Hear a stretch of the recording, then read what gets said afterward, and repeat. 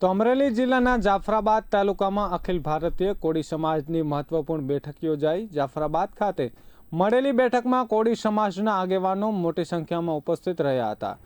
બેઠકની શરૂઆતમાં કાશ્મીર આતંકી હુમલામાં શહીદ થયેલા મૃતકોને શ્રદ્ધાંજલિ અર્પણ કરવામાં આવી હતી। ગુજરાત અખિલ ભારતીય કોળી સમાજના પ્રદેશ પ્રમુખ અને રાજુલા જાફરાબાદના ધારાસભ્ય હીરાભાઈ સોલંકીના અધ્યક્ષ સ્થાને બેઠક યોજાઈ હતી। બોટાદ, કચ્છ, જામનગર, પોરબંદર અને ગીર સોમનાથ સહિતના જિલ્લાઓના કારોબાર સભ્યો અને આગેવાનો ઉપસ્થિત રહ્યા હતા। જ્યાં રાજ્ય સરકારના મંત્રી પરસોત્તમ સોલંકીના નાના ભાઈ હીરાભાઈ સોલંકી કોળી સમાજના સંગઠનને શૈક્ષણિક અને સામાજિક રીતે મજબૂત કરવાની કમાન સંભાળી રહ્યા છે। બેઠકમાં પ્રદેશ અને જિલ્લા સ્તરના હોદ્દેદારો, મહિલા પાંખ અને કર્મચારી મંડળની નિમણૂકો કરવામાં આવી રહી છે। ગુજરાત અને સૌરાષ્ટ્રમાં પાટીદાર સમાજ બાદ કોળી સમાજનું પ્રભુત્વ સૌથી વધારે છે। સમાજના ઉત્કર્ષ માટે શિક્ષણ ક્ષેત્રે વિશેષ ધ્યાન આપવામાં આવશે।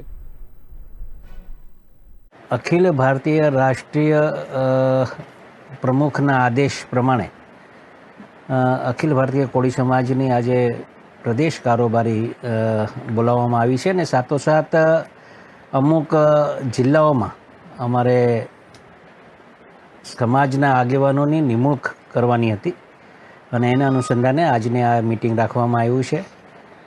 પોરબંદર, ગીર સોમનાથ, ભાવનગર, અમરેલી, રાજકોટ, કચ્છ, બોટાદ આ બધી કરતી બધા આગેવાનો અહીંયા ઉપસ્થિત રહ્યા છે।